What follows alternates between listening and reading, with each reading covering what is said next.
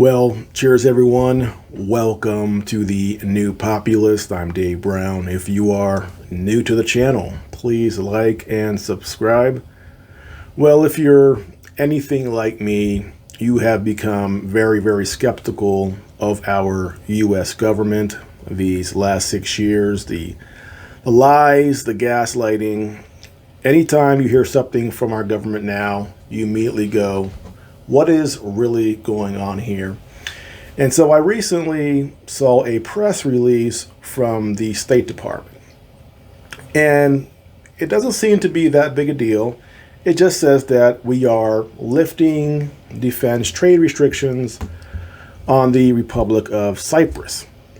And you might say, small, tiny country, why do we care? Well, there is a think tank in D.C., the Foundation for the Defense of Democracies, and they had an interesting little paper that might show our true motivations. But first, I want to read the press release from our State Department just to give you a little background. And it says here, Secretary of State Antony J. Blinken determined and certified to Congress that the Republic of Cyprus has met the necessary conditions under relevant legislation to allow the approval of exports, re-exports, and transfers of defense articles to the Republic of Cyprus for fiscal year 2023. Compliance with the conditions is assessed on an annual basis. As a result of this determination and certification, the Secretary lifted the defense trade restrictions for the Republic of Cyprus for fiscal year 2023.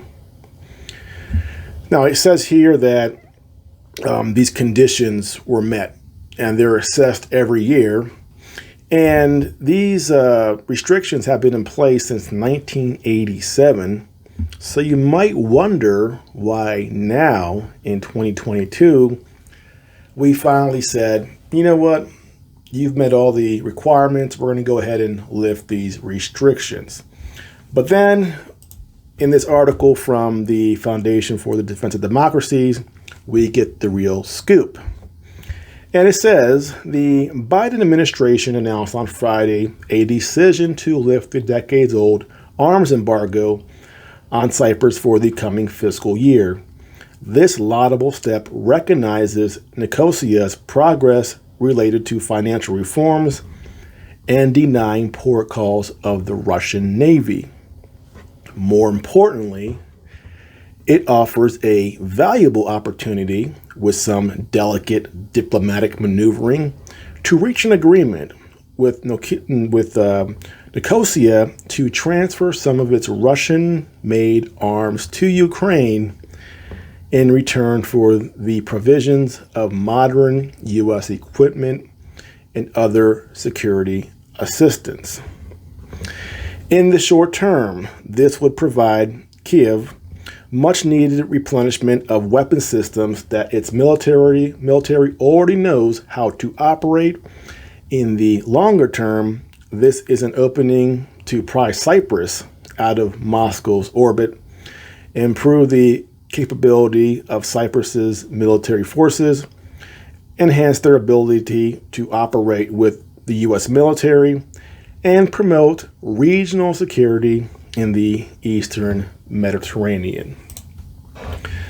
Well, I think you understand now why our U.S. government finally said, you know what, we're going to go ahead and lift these restrictions.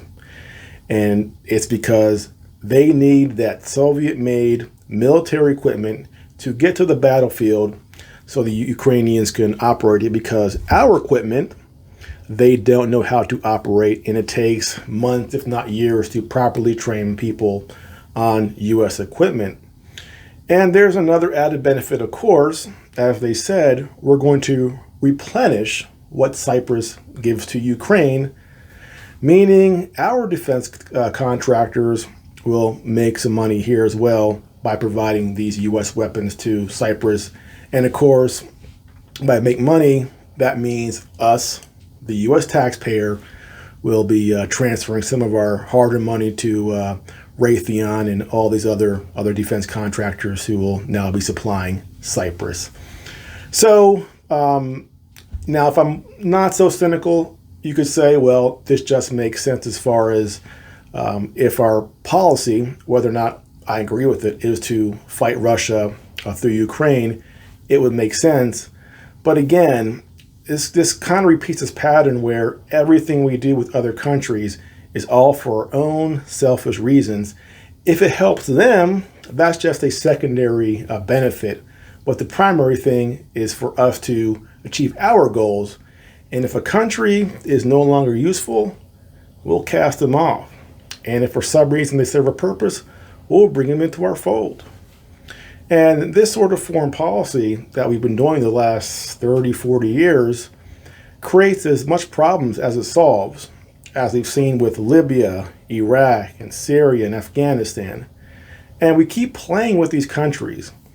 And my position is, if we want countries to fall into our orbit, to be our friends, yes, there's obviously a way to incentivize them through certain deals, but they have to know that we have good intentions and that we're not completely selfish at all times.